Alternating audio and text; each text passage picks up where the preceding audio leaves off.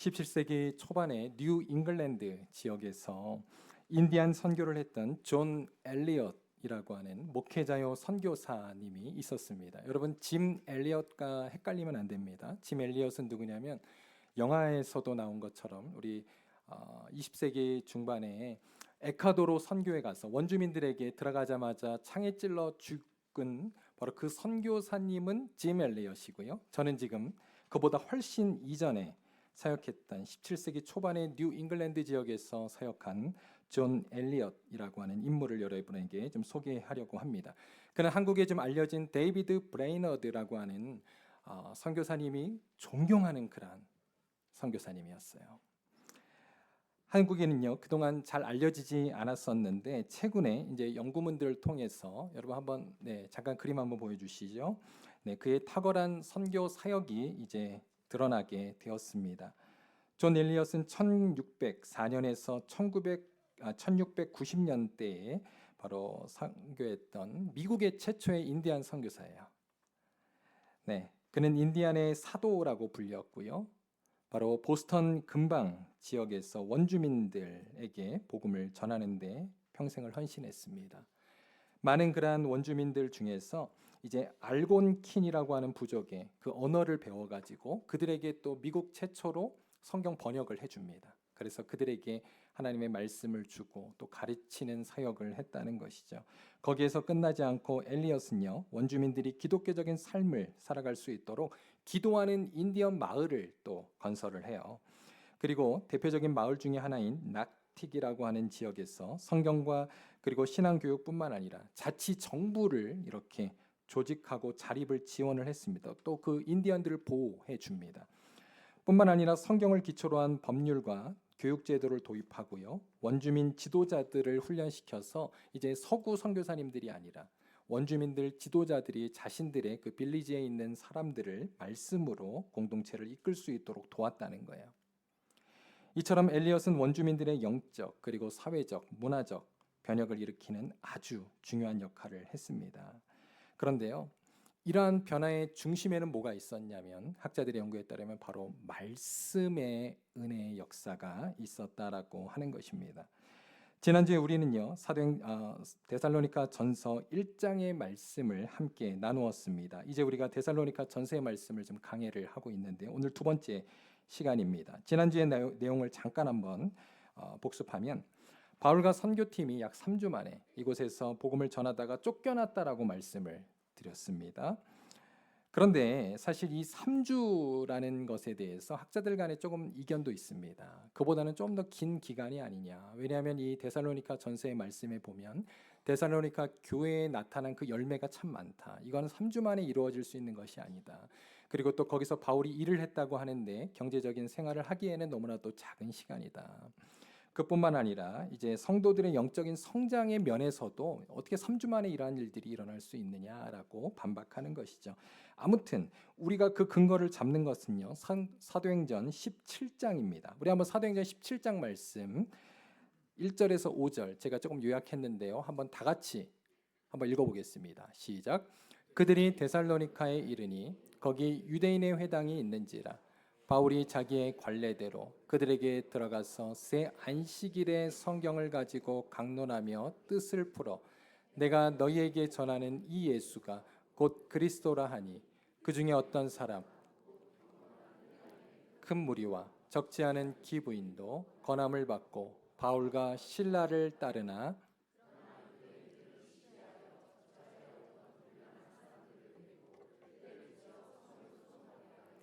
야손의 집에 침입하여 그들을 백성에게 끌어내려고 찾았으나 자 여기에 보면 새 안식일이 나오잖아요. 그죠? 새 안식일이 무엇입니까? 3주잖아요. 그래서 이제 이것을 근거로 말씀을 드리는 것입니다. 우리가 지난주에 이 말씀을 살펴봤죠. 그래서 이 사도행전 17장의 내용대로 바울과 그 일행을 선교팀 제2차 선교 여행 팀을 바로 박해하고 또 쫓아냄으로 말미암아 이들이 데살로니가 지역에서 이제 나가게 되었고 그런데 동시에 이 짧은 기간에 이 지역에 놀라운 하나님의 말씀의 은혜가 생김으로 교회가 세워지게 되었다는 것이죠. 여러분 오늘 말씀 우리 데살로니가 전서 2장은요 두 부분으로 좀 나눌 수 있겠습니다. 첫 번째는 바울과 선교팀이 쫓겨나게 된 이유에 대해서 우리가 좀 더 자세히 한번 살펴보려고 해요. 그리고 두 번째는 이들이 어떻게 해서 그러한 복음의 역사가 일어나게 되었는지, 그것을 또 두 번째로 오늘 좀 묵상을 하려고 합니다. 자, 첫 번째예요. 선교팀이 쫓겨난 이유. 유대인 적대자들은 바울의 복음 전파에 대해서 그 이면에 어떠한 숨겨진 그리고 악한 의도가 있을 것이다라고 하면서 이제 그러한 선교팀을 쫓아냈던 것입니다. 그로 인해서 데살로니가인들에게 혼란을 빠뜨렸던 거예요. 그리고 바울의 선교팀을 내쫓죠. 그런데 여러분, 그러한 사실을 이제 디모데를 통해서 후에 듣고 바로 이제 그 디펜스, 즉 그들에게 변호하는 편지가 바로 이 데살로니가 전서 아닙니까? 그런데 보세요. 자, 우리 1절 한번 보겠습니다. 1절 말씀 제가 읽을게요. 형제들아, 우리가 너희 가운데 들어간 것이 헛되지 않은 줄을 너희가 친히 아나니 그랬습니다. 여러분, 지금 자기를 공격하는 사람들에게 대해서 바울의 인격을 보십시오. 형제들아, 그렇게 시작합니다. 여러분, 그들에게 자신의 억울함을 호소하고 함께 그들에게 힐나라는 것이 아니라 바울은 인격적으로 그의 변론을 시작하죠. 자세부터가 다릅니다. 그러면서 헛되지 않은 줄을 안다. 여러분, 여기서 헛되지 않다라고 하는 것은요, 바울의 선교팀이 행한 사역의 열매를 말하는 거예요. 바울은요, 그들처럼 말과 논리로 그렇게 변호하지 않았습니다. 내가 너희에게 했던 그 열매로 변호하겠다는 겁니다. 만약 바울이요, 복음 전파의 이면에 유대인들의 말처럼 정말 다른 의도가 깔려 있었다면 여러분 한번 생각해 보세요. 바울이 과연 목숨을 다해 그렇게 사역을 했을까요? 하지만 바울은 마게도니아의 첫 성인 빌립보에서부터 매를 맞고 정말 목숨을 잃을 뻔했습니다. 감옥에 갇혀요. 그리고도 포기하지 않고 데살로니가 지역에 가서도 엄청난 핍박과 박해를 받았지만 그는 포기하지 않고 낙심하지 않고 열심히 복음을 전했던 것입니다. 그러한 내용들이 오늘 본문 2절에 나오죠. 한번 2절 말씀 다 같이 한번 읽겠습니다. 시작. 너희가 아는 바와 같이 우리가 먼저 빌립보에서 고난과 능욕을 당하였으나 우리 하나님을 힘입어 많은 싸움 중에 하나님의 복음을 너희에게 전하였노라. 여기에 분명히 나오잖아요. 또 하나 9절을 보시면요. 여기는 한번 제가 그냥 읽어볼게요. 형제들아, 우리 수고와 애쓴 것을 너희가 기억하리니 너희 아무에게도 폐를 끼치지 아니하려고 밤낮으로 일하면서 너희에게 하나님의 복음을 전하였노라 그랬습니다.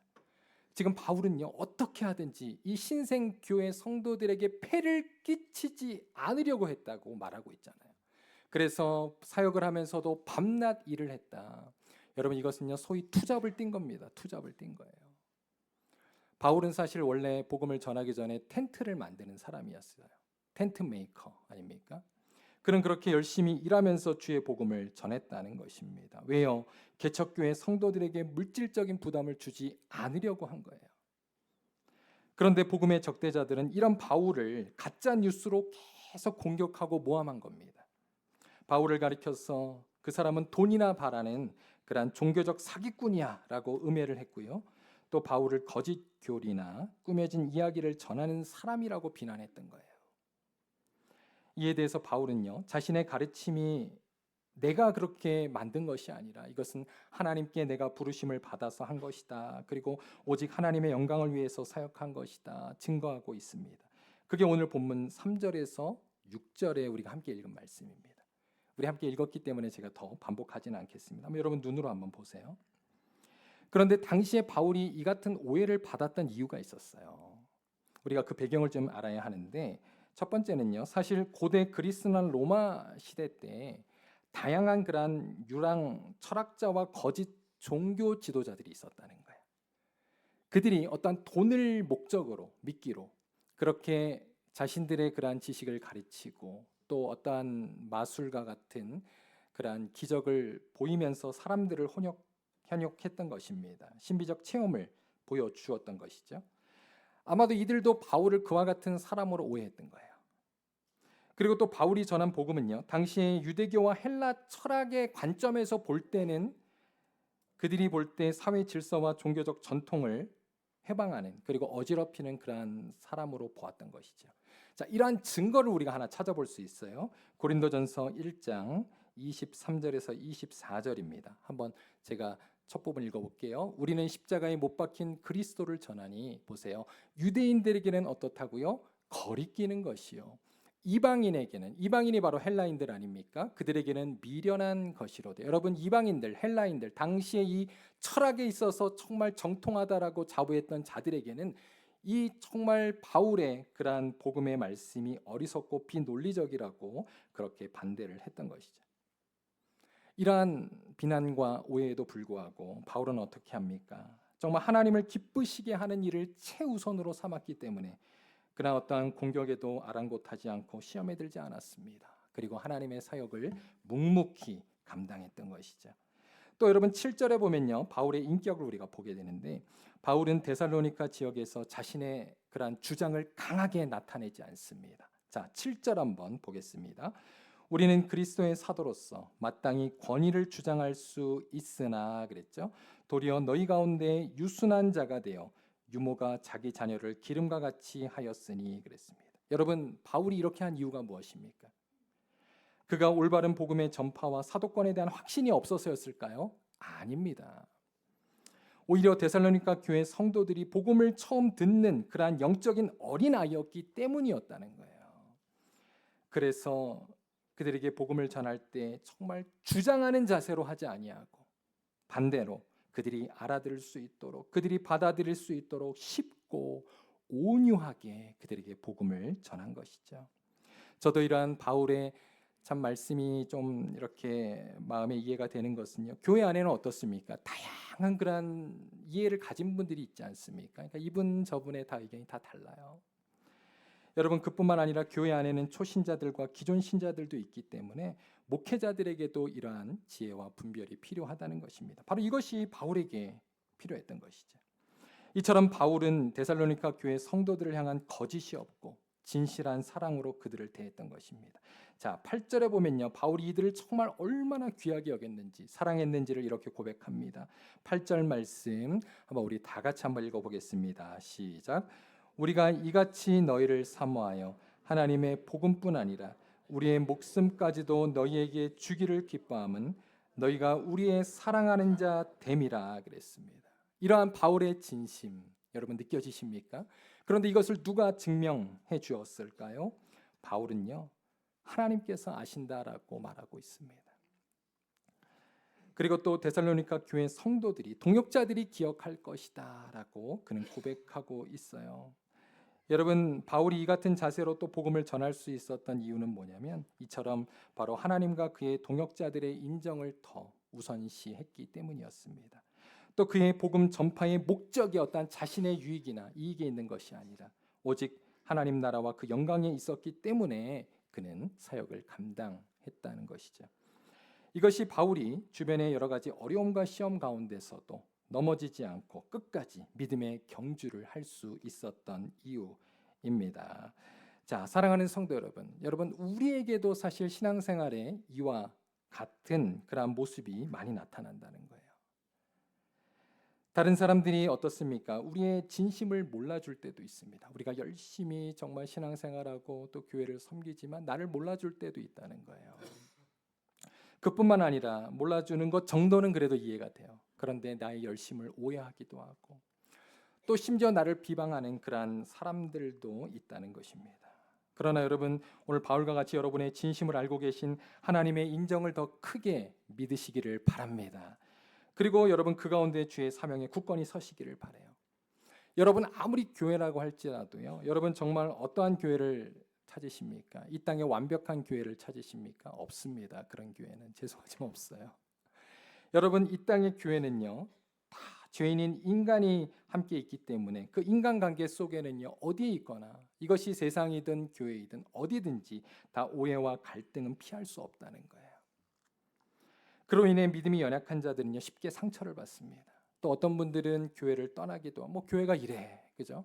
세상보다 더 못하네 하면서 떠나기도 하고, 또 교회는 다니시지만 그냥 교회만 왔다 갔다 공동체에 속하지 않는 그런 분들도 제가 많이 보았습니다. 물론 우리가 세상 사람들의 그런 비판과 비난에 대해서는 그래도 어느 정도 수용이 돼요. 저 사람은 그래도 아직 하나님을 모르니까, 그죠? 교회에 대해서 모르니까 저러는구나라고 우리가 좀 이해할 수 있습니다. 그런데 우리를 더 상처받게 하는 것은요, 같이 믿는 자들, 내가 아군이라고 생각했는데 그러한 믿는 자들을 통해서 받는 오해와 그러한 비방을 받을 때입니다. 여러분, 그러나 우리가 기억해야 될 것은요, 이 땅에 하나님의 교회는 반복합니다. 여러분, 부족하고 연약한 사람들이 모인 주의 공동체라는 사실을 꼭 기억하시기를 바랍니다. 그런데요, 그럼에도 불구하고 하나님은 이 부족한 교회와 성도들을 통해서 지금까지 하나님의 역사를 이루어 가시는 것입니다. 지금도 우리에게 은혜를 주시고 또 하나님의 사람들을 또 세우시고 키우셔서 우리로 하여금 주의 하나님의 나라의 사역을 감당케 하시는 줄로 믿습니다. 그러므로 여러분, 성도가 교회와 그리고 공동체에 대해서 비판적인 생각만을 가지고 신앙생활을 하면 결국 그 손해는 고스란히 자기에게 돌아온다는 거예요. 물론 제가 건설적인 비판마저도 반대하는 것은 아닙니다. 건설적인 비판은 필요하죠. 그래야 또 공동체가 발전합니다. 그러나 여러분, 무조건적인 우리의 그러한 비판적인 시각을 우리가 계속해서 갖게 되면 결국 그 손해는 나에게 온다는 거예요. 그리고 그 자녀들에게 올 수밖에 없다는 사실을 여러분 기억하십시오. 여러분, 그런 분들은 하나님의 주시는 은혜를 누리지 못하고 또 여러 관계와 공동체의 그런 사역의 기회도 놓치게 됩니다. 여러분, 예수님을 한번 생각해 보세요. 예수님의 12제자는 완벽했습니까? 그렇지 않습니다. 얼마나 그들이 많이 싸웠는지 몰라요. 서로 악유하고 서로 비난하고 예수님께 일러 바치고, 여러분, 그들이 출신도 다르고 정치적인 성향도 다르고 배운 그런 모든 여러분 백그라운드가 달랐잖아요. 그런데요, 예수님을 보세요. 예수님은요, 절대로 이 제자들이 부족하다고 해서 야, 너네 안 되겠다, 그리고 중간에 갈아치우지 않으셨어요. 끝까지 그들을 기다려주시고 인내하시고 품어주신 줄로 믿습니다. 그리고 여러분, 마지막까지 여러분 가룟 유다도 끝까지 데리고 가셨잖아요. 이것이 바로 교회여야 되는 줄로 믿습니다. 바로 하나님께서는 부족한 우리를 품으시고 또 하나님의 나라를 이 땅에 세워 가시는 것입니다. 그러므로 여러분, 우리가 항상 기억해야 될 것은요, 우리가 정말 하나님 안에서 시험 들지 않도록 항상 여러분 영적으로 깨어 있기를 바랍니다. 그리고 어떠한 말과 행위에도 우리가 넘어지지 않도록 여러분의 내적인 충만함을 유지해야 된다는 거예요. 우리가 가끔 이렇게 생각하는 분들이 있어요. 저분만 없으면, 저 사람만 없으면 신앙생활하기 좋을 텐데, 교회 나올 맛이 날 텐데. 그런데요, 제가 군대에 가보니까 저 고참만 제대하면 천국이 올 줄 알았어요. 참 신기하게도 그 고참이 떠나면 더 악한 고참이 생겨요, 꼭 거기에. 이게 세상입니다. 여러분, 그러므로 여러분의 믿음을 유지할 수 있는 방법은 사람의 문제가 아니라는 거예요. 나의 문제입니다. 여러분의 영성을 날마다 성령의 충만함으로 지키시기를 바랍니다. 내가 성령 충만하잖아요. 어떠한 비난과 어떠한 여러분 그러한 모함을 들어도 넘어지지 않는다는 거예요. 여러분, 우리는 오직 하나님을 바라보며 주님의 그 열매를 맺기 위하여 정진하였던 바울과 같은 그러한 귀한 우리 신자들 되실 수 있기를 바랍니다. 자, 이제 두 번째로 넘어가 볼게요. 오늘 이제 교회 안에 일어난 말씀의 역사입니다. 자, 어떻게 이 데살로니가 교회 안에 이 짧은 기간 가운데 하나님의 놀라운 말씀의 역사가 있었는가? 자, 13절 말씀입니다. 오늘 가장 중요한 말씀이에요. 한번 다 같이 읽겠습니다. 시작.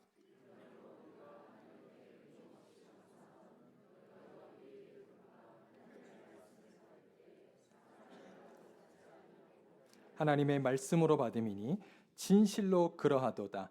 이 말씀이 또한 너희 믿는 자 가운데서 역사하느니라. 자, 여기서 우리라고 하는 것은 지금 계속해서 보면은 바울이 우리라는 단어를 써요. 이것은 바울 혼자만이 아니라 바울의 선교팀을 말하는 것이죠. 그런데 이들이 뭐 했다고요? 바로 데살로니가 교회에 가서 하나님의 복음을 전하고 가르쳤다는 것입니다. 그런데 이 놀라운 은혜가 데살로니가 교회 안에 열매로 나타나게 된 것이죠. 자, 이것이 과연 어떠한 방식으로 이루어졌는지 한번 오늘 조금 자세히 여러분에게 한번 좀 나누어 드리려고 합니다. 자, 하나님의 말씀이 우리에게 들려질 때 우리 안에 어떠한 일이 발생하게 될까요? 청교도 윌리엄 퍼킨슨이라고 하는 사람은요, 회심의 4단계를 이렇게 우리에게 보여주고 있습니다. 한번 PPT 보여주세요. 첫째로 하나님의 말씀을 우리가 주의 깊게 듣는다는 거예요. 자, 변화의 시작이 어떻게 되는지를 보는 겁니다. 두 번째, 하나님께서 명하시거나 금지하시는 율법이 있음을 인식합니다. 그러니까 이제 죄책감을 느끼게 된다는 거죠. 그다음 세 번째, 네, 여기 나오네요. 자신의 죄에 대해서 찔림을 느낍니다. 그리고 네 번째, 스스로의 힘으로 구원에 이를 수 없다는 절망을 느끼게 되는 것입니다. 그런데 여러분 기억해야 될 사실은요, 이것만으로는 아직은 구원받는 믿음을 얻었다라고 말할 수 없습니다. 왜 그럴까요? 오늘 말씀을 보세요. 여러분 오늘 말씀에 이 데살로니가 전서 말씀에 보면 그 데살로니가 지역에 바울의 일행을 막 내쫓았던 그 악한 유대인들도 여기까지 간 거예요. 여러분 만약 이들이 마음에 찔림이 없었고 불편함이 없었다면 과연 바울의 일행을 내쫓았을까요? 아니라는 거죠. 여러분 오늘날 현대인들의 더 큰 문제는 바로 이러한 무감각함입니다. 하나님의 말씀을 아무리 전하고 가르치고 해도 그냥 무감각한 거예요. 아무 관심이 없어요. 이런 분들은 내쫓지도 않습니다. 그냥 놔도 이런 거예요. 여러분 바로 네 가지 밭에서 길가 밭과 같은 사람들입니다. 그 씨가 뿌려졌지만 씨가 흙 속으로 들어가지 못하는 거. 이게 정말 큰 문제입니다. 그런데요, 오늘 바로 이 악한 유대인들은 바로 좀 전에 보여주었던 그 네 단계까지 간 거죠. 그런데 문제는 그 복음을 받아들이지 않았다는 것입니다. 그러므로 우리가 구원 얻는 믿음을 갖기 위해서는요, 그저 아는 지식만으로는 부족해요. 이것을 여러분 이제는 믿어야 합니다. 그리고 여러분 마음 가운데 억셉을 해야 한다는 것입니다. 자, 이 같은 역사가 어떻게 이루어지는가? 그것은 첫째로 하나님의 은혜의 역사예요. 바울이 고린도전서 3장 6절에도 보면 이렇게 말합니다. 나는 심었고 아볼로는 물을 주었을 때. 지금 이 데살로니가 지역에서도 바울은 심었고 뿌렸고 그리고 여러분 디모데가 여기서 물을 주지 않습니까? 그런데 자라게 하시는 이는 누구라고요? 오직 하나님이시라고 고백하고 있습니다. 그렇습니다. 우리가 아무리 좋은 씨를 듣고 또 받고 여러분 그래도요 물을 주어도 결국 그 씨앗이 자라게 되는 것은 하나님의 은혜의 역사라는 것입니다. 그러므로 여러분 주님을 믿으십니까? 여러분 안에 그러한 은혜의 역사가 있습니까? 하나님이 여러분을 택하시고 주신 은혜를 받은 것입니다. 그런데 두 번째로 여러분 이 은혜는 어떻게 생기는가? 하나님의 말씀을 들음으로 생긴다는 거예요. 받음으로. 자, 이제 복음을 받아들인 사람의 한번 입장에서 한번 생각해 봅시다. 이들이 말씀을 들었을 때 아까 제가 말했잖아요. 이것을 사람의 말로 받지 않고 이제 하나님의 말씀으로 받게 되면 어떠한 일이 생깁니까? 그들에게 바로 영적인 변화가 생긴다는 거예요. 자, 그 내용 하나만 제가 한번 보여드릴게요. 사도행전 17장 11절입니다. 사도행전 17장 11절 한번 같이 읽겠습니다. 시작.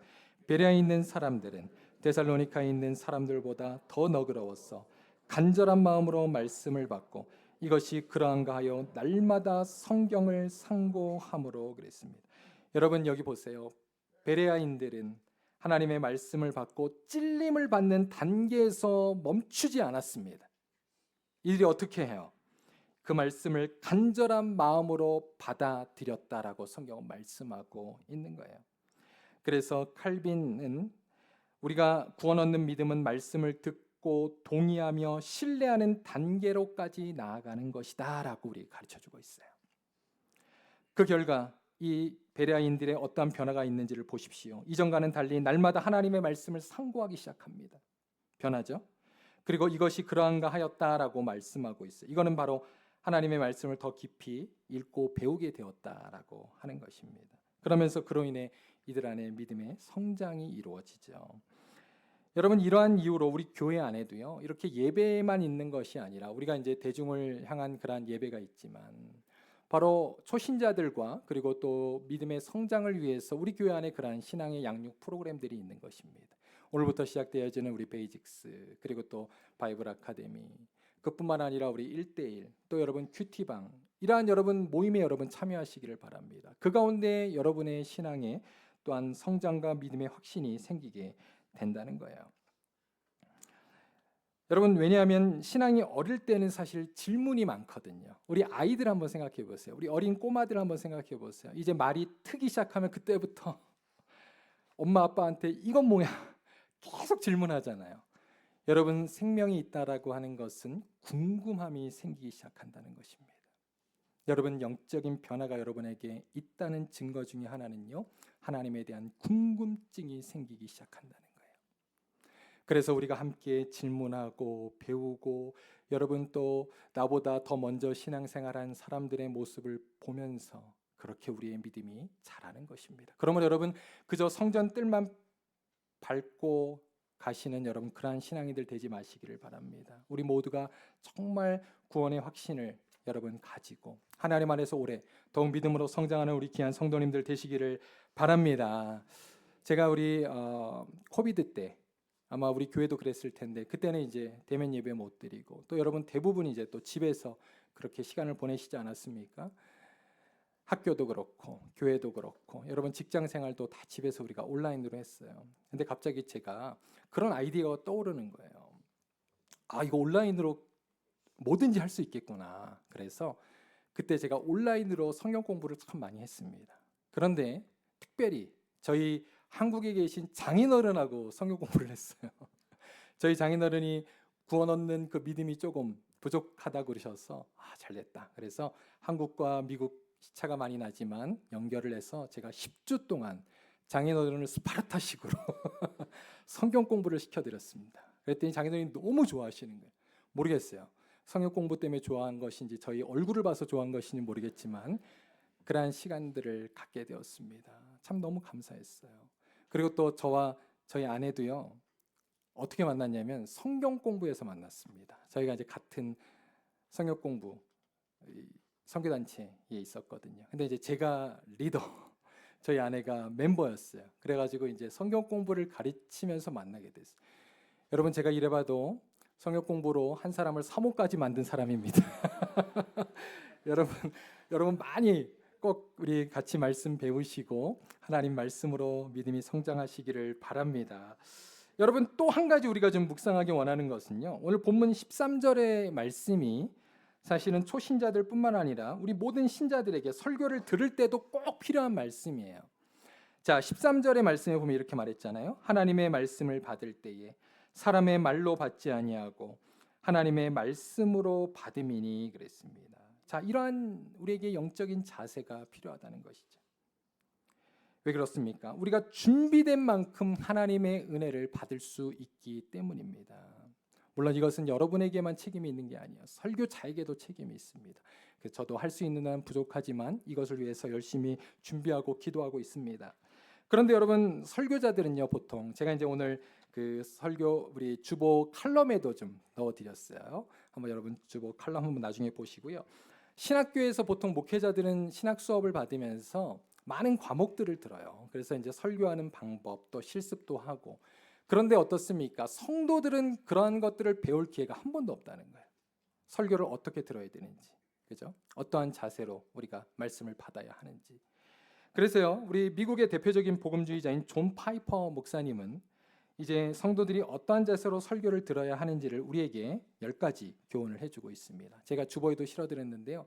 여러분 한번 꼭 여러분 나중에도 한번 보시기 바라고요. 오늘 한번 보겠습니다. 첫 번째, 하나님께 착하고 좋은 마음을 달라고 구하라는 거예요. 기도가 필요하다는 것이죠. 두 번째, 말씀 묵상을 설교의 에피타이저로 삼아 영적 식욕을 돋구라. 설교가 주 요리라면 말씀 묵상은 에피타이저다. 최근에 이제 우리가 데살로니가 전서 말씀을 제가 계속 강의하고 있지 않습니까? 그렇다면 여러분이 또 다음 주에도 한번 말씀을 읽어오는 거예요, 미리. 그리고 한번 묵상하고 오십시오. 그럼 반드시 여러분 그러지 않았을 때와 은혜의 차이가 있을 것입니다. 세 번째로 세속적 즐김에서 마음을 지키고 순전한 마음을 준비하라. TV쇼나 이런 것들로부터 늦은 밤까지 보낸다면 예배와 설교 들음은 피상적 수준을 벗어나지 못할 것이다. 혹시 어젯밤에도 우리 막 드라마를 보다가 늦게까지 보시다가 만약 주무시고 오신 분들은 제 설교가 안 들어오고 그 드라마의 내용이 머릿속에 잔상으로 남아있을 수도 있습니다. 예. 우리 주보로 얼굴 가리는 분도 계시는데 네, 우리 너무 찔림받지 마시고요. 우리 앞으로 그러지 않으시면 됩니다. 제가 지난번에도 말씀드렸죠. 여러분 11시 이전에 여러분이 주무셨는데 주일날 졸리다 그러면 제 책임. 그런데 여러분 11시 이후에 여러분이 오셔서 설교를 듣는데 존다 그러면 여러분의 책임입니다. 그러니까 여러분 이것을 위해서 준비해야 된다는 거예요. 또 여러분 네 번째, 당신이 이미 가진 진리를 신뢰하라. 풍성한 들음에 자양분을 주는 뿌리는 믿음의 뿌리이다. 그리고 다섯 번째, 여기도 나오네요. 토요일 저녁에 좋은 휴식을 취하라. 피곤은 적이다. 여섯 번째, 화낼 일, 원망할 일, 비난할 일 모두 예배 전에는 참고 또 참아야 한다. 꼭 이게 이상하게도 다른 때는 잘 지내다가 토요일 저녁, 주일 아침에 부부싸움하는 분들이 계세요. 여러분 이거 안 됩니다. 이거 사단의 공격입니다. 여러분 이겨내셔야 돼요. 그리고 또 일곱 번째, 온유하고 배우는 심정으로 들으라. 마음에 심긴 말씀을 온유함으로 받으라는 거죠. 그 다음 여덟 번째, 예배당에 들어오면 조용한 마음과 생각으로 오직 하나님께 집중하라. 그래서 가능하면 여러분 셀폰도 그냥 진동 정도가 아니라 끄면 좋겠습니다. 아예 딱 차단하고 이 한 시간은 오직 말씀에 정말 몰입하는 거예요. 집중으로 하나님께 드리는 겁니다. 그리고 또 아홉 번째, 예배가 시작될 때 찬송과 기도와 설교에 간절한 마음으로 드리라. 여러분 한번 여러분이 인도자라는 마음으로 한번 예배에 참여해 보세요. 아까 우리 찬양팀처럼 여러분이 찬양을 부를 때도 그냥 수동적으로 부르는 것이 아니라 여러분이 앞에 나온 찬양팀과 같이 인도자라는 마음으로 한번 찬양을 불러보시고 여러분 예배에 임해 보십시오. 여러분 우리의 눈동자가 틀려집니다. 우리의 마음의 자세가 틀려진다는 거예요. 마지막 열 번째, 하나님의 말씀을 더 간절히 바라라라고 하는 것입니다. 바라기는 이 10가지 권면들을 여러분 올해 꼭 실천해 보시기를 바랍니다. 그러면요 반드시 여러분에게도 그러한 영적인 열매가 있게 될 것입니다. 공간복음서에 보면요 씨 뿌리는 자의 비유가 나오잖아요. 아까 제가 잠깐 길가밭에 대해서 비유를 드렸지만 여러분 거기에 보면 4가지 밭이 있어요. 잘 생각해 보세요. 그런데 어떤 밭에만 열매가 맺힙니까? 그렇죠, 옥토. 바로 좋은 밭에만 열매가 맺어요. 그런데 여러분 나머지 3가지 밭에 왜 열매가 안 맺혀졌는지를 보세요. 첫 번째, 길가밭, 딱딱한 마음, 밭을 갈아놓지 않은 겁니다. 여러분 농부가 씨를 뿌리기 위해서는 밭을 갈아야 돼요. 준비하라는 것입니다. 또 여러분 두 번째, 돌짝밭, 여러분의 마음의 돌들을 미리 걷어내셔야죠. 세 번째, 가시밭, 여러분의 마음의 가시덤불을 여러분 미리 걷어놓고 교회 오시기를 바랍니다. 그럴 때 이미 옥토와 같은 밭으로 이 자리에 앉아게 보세요. 여러분 어떠한 말씀을 들어도요 우리에게 은혜가 될 줄로 믿습니다. 바로 이러한 열매가 우리에게 30배, 60배, 100배의 결실로 맺어지는 올 한 해가 될 수 있기를 바랍니다. 한 가지만 더 강조할게요. 우리 히브리서 4장 2절에 보면 말씀을 들을 때 우리에게 필요한 것을 한 가지 더 가르쳐주고 있어요. 자, 히브리서 4장 2절입니다. 같이 읽겠습니다. 시작. 그들과 같이 우리도 복음 전함을 받은 자이나 들은 바 그 말씀이 그들에게 유익하지 못한 것은 듣는 자가 믿음과 결부시키지 아니함이라. 자, 여기에 보세요. 여러분 우리가 말씀을 들을 때 필요한 것은 믿음의 귀로 들어야 된다는 거예요. 그러므로 여러분 기도하십시오. 하나님, 내가 정말 믿음으로 하나님의 말씀을 듣게 하여 주시옵소서. 믿음으로 하나님의 말씀을 실천하게 하여 주시옵소서. 믿음으로 하나님의 말씀을 지키게 하여 주시옵소서. 그럴 때 우리에게 열매가 맺어지게 된다는 것입니다. 끝으로 데살로니가 교회 성도들이 또 이처럼 믿음의 열매가 있었던 것은 마지막입니다. 들은 말씀에 대한 그러한 대가와 헌신을 지불했기 때문이에요. 오늘 본문 14절을 한번 보시면 이렇게 말합니다. 14절 제가 읽을게요. 형제들아, 너희가 그리스도 예수 안에서 유대에 있는 하나님의 교회들을 본받는 자 되었으니 그들이 유대인들에게 고난을 받음과 같이 너희도 너희 동족에게서 동일한 고난을 받았느니라 그랬습니다. 자, 여러분 바울은요 데살로니가 교회가 마치 그들의 모교회인 처음 바로 초대교회 예루살렘에 있는 초대교회를 본받은 것 같이 그들의 신앙의 본을 본받는 자가 되었다라고 칭찬하고 있습니다. 그것은 무엇입니까? 바로 그들이 받은 많은 복음으로 인한 고난을 기꺼이 잘 감당했다는 거예요.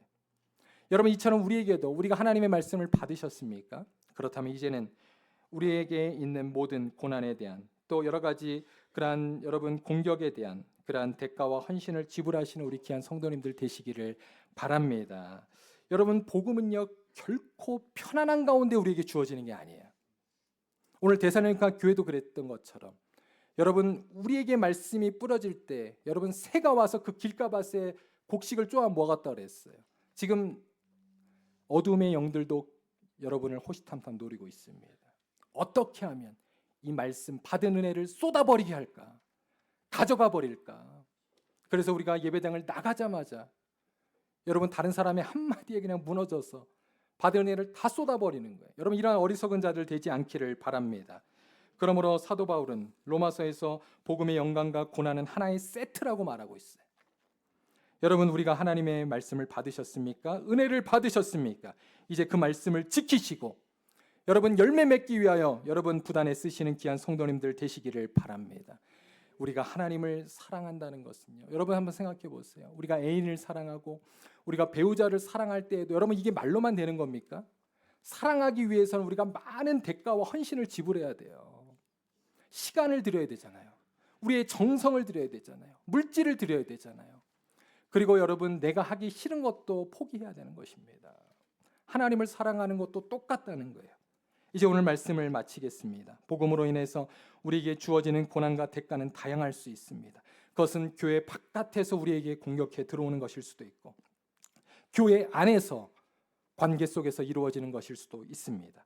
여러분 그렇다고 해서 여러분 넘어지지 마십시오. 낙심하지 마십시오. 오늘 바울과 그 일행이 하나님의 복음에 확실한 은혜를 온전히 붙들고 그들이 승리했던 것처럼 우리 귀한 성도님들 올 한 해 하나님 안에서 정말 말씀의 열매를 맺는 우리 귀한 모든 성도님들 되실 수 있기를 간절히 소원합니다.